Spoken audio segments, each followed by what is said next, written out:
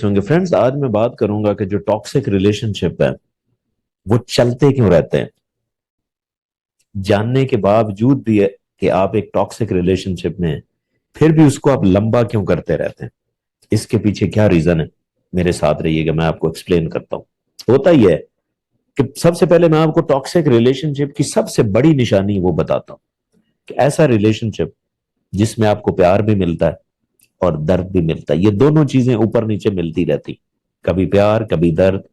यानी कि आप एक ऐसी सिचुएशन में होते हैं जैसे रोलर कोस्टर नहीं होती ऐसे।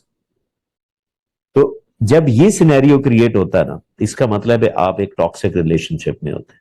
अब इसके पीछे ब्रेन में क्या चल रहा होता है, देखिए होता ही है कि जब कोई रिलेशनशिप में आपको बहुत ज्यादा मोहब्बत देता है तो आपका ब्रेन के अंदर जो डोपामीन सिस्टम होता है, रिवार्ड पाथवे होता है, वो एक्टिव हो जाता है।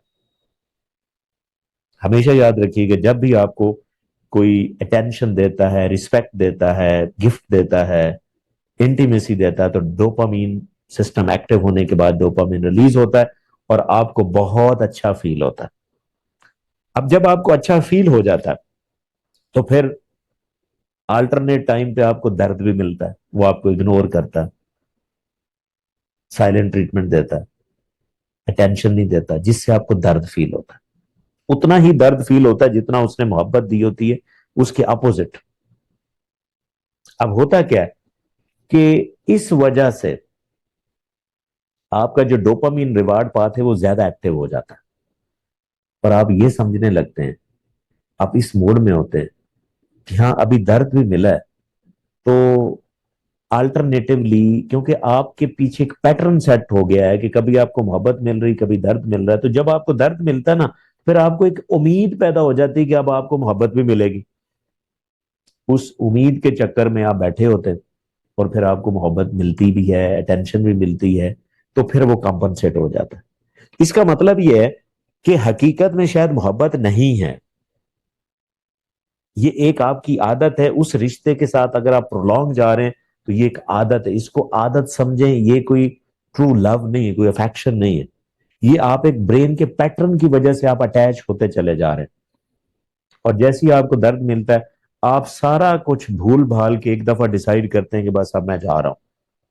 लेकिन जब आप ये प्लान कर रहे होते हैं, उसी ही सिचुएशन में वो दोबारा आता है, वो आपको ऐसे अटेंशन देता है, फिर आप एक दफा एनर्जाइज हो जाते हैं। तो फिर जब दर्द मिलता है तो ये फिर आपको एक उम्मीद पैदा हो जाती है कि अब आपको वो अटेंशन भी मिलेगी। इस उम्मीद के चक्कर में आपकी ये आदत बन जाती है और ये रिश्ता लंबा चलता रहता है। अगर आपने देखा होगा, इसी ही सिनेरियो में कई लोग 20-20 30-30 साल गुजार देते। तो लिहाजा आप जितना जल्दी इस पैटर्न को आइडेंटिफाई करेंगे और जितना जल्दी फिक्स कर लेंगे वो आपके लिए अच्छा है। उसको ये नॉर्मलाइज करना बहुत आसान है अगर दोनों पार्टनर ये समझ लें कि ये एक मसला है और अपने अपने जो मसाइल हैं उनको एक्सेप्ट कर लें और एक वादा करें कि हम नेक्स्ट टाइम एक नॉर्मल जिंदगी गुजारेंगे। तो ये पॉसिबल है कि आप अपने रिलेशनशिप को, टॉक्सिक रिलेशनशिप को आप पॉजिटिव में भी चेंज कर सकते हैं।